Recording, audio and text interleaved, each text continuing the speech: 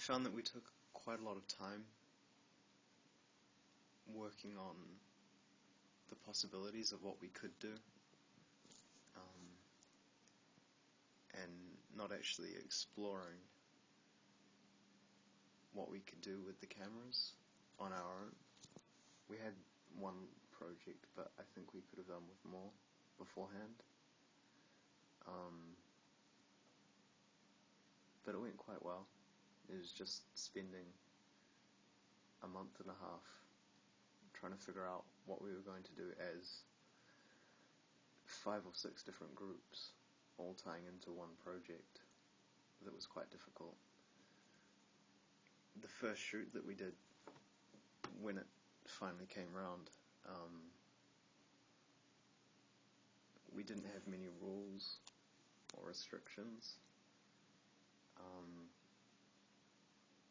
so I don't think it turned out very well. It was quite boring, and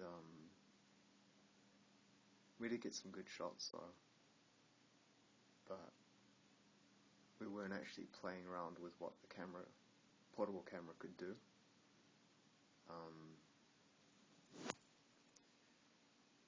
So once that was done, it was alright, but we weren't really impressed with what we'd done. It wasn't really anything new. So when we got all the restrictions the second time around, when we started shooting our second film, I feel we did a better job because of those rules.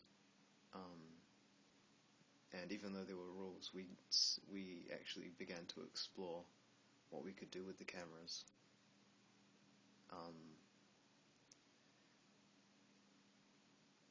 The boundaries were quite good for the second shoot, because it gave us a beginning, a middle, and an end to work with. It was only really when we began the second shoot that we started taking advantage of the technology. We found that there's quite a lot, especially talking to the other groups, we found that there was quite a lot of range of stuff that we could come up with, in terms of shot sizes, where we could put the camera, and how we recorded stuff, how we could manipulate the iPhone's camera.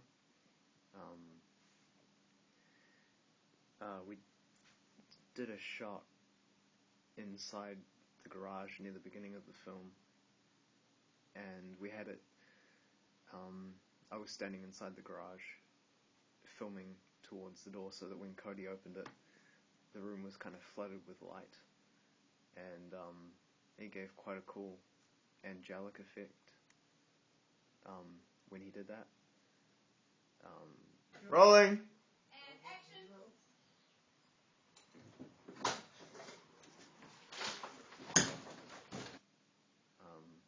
It was just a cool effect to learn about and to understand how the camera works.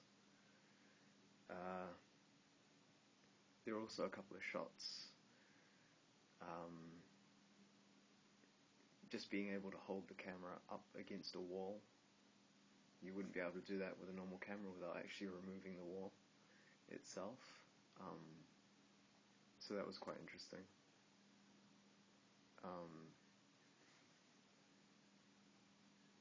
Yeah, the size of the camera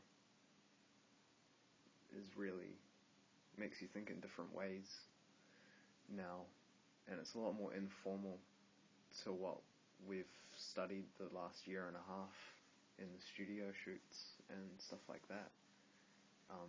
There's no rules and there's no boundaries. Like, there's no hierarchy to stating, this person's a director, this person's a writer. So we all kind of shared the roles, which kind of led to us filming 2 or 3 with 2 or 3 cameras all at the same time.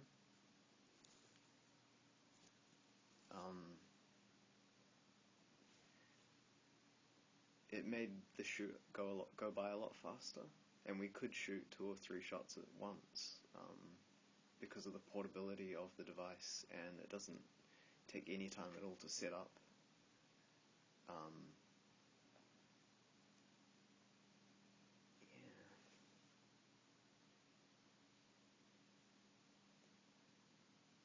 So we kind of shot as we went, and it went quite well, I think. It was difficult being an editor on set, coming up with the story as we were going, and coming up with the shot list at the same time, because I kind of knew what I wanted.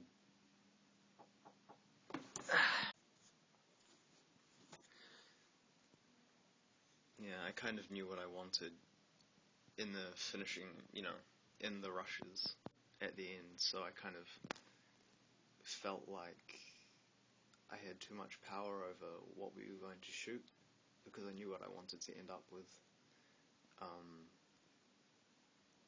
But I think it was quite alright. We let each other have all their inputs, and because we were shooting so many different angles at once, each person could be doing their own different thing. Like, Tegan decided to shoot through a beer bottle as the main character was drinking, and it really worked, so we started doing that as well, and it's just sort of one of those things that came along, and it gives quite a nice effect to the film. The editing itself was really difficult, just because of the limitations of the software, and we couldn't really do anything with sound. We couldn't mute the sound on a video clip in Real Director. We couldn't shift dialogue or any audio at all. We couldn't even separate dialogue from audio from video. If we wanted to import any sound effects or music, we couldn't shorten it, which is why we ended up shortening the music down to its appropriate length in iMovie on Cameron's laptop, and then imported it back into Real Director. It just made it a lot easier. It was the only way we could have got it done at all. Yeah. My expectations with Real Director were a lot higher than they should have been. And I feel like I learned a lot about actual cutting of footage, whereas in an edit suite we're looking at editing sound and dialogue and Atmos and getting all these other things to work with this film. I could just focus on the story and on the interesting shots that we took. And because there was so much coverage, continuity wasn't a huge issue. Although the first cut that I had of the film lasted about 6 minutes, and I managed to cut that down to 2. So there was obviously a lot of stuff that I didn't need. But it was good working it down for a portable audience, and cutting out a lot of the wide shots that weren't as appealing when watching on an iPhone. I feel it kind of helped.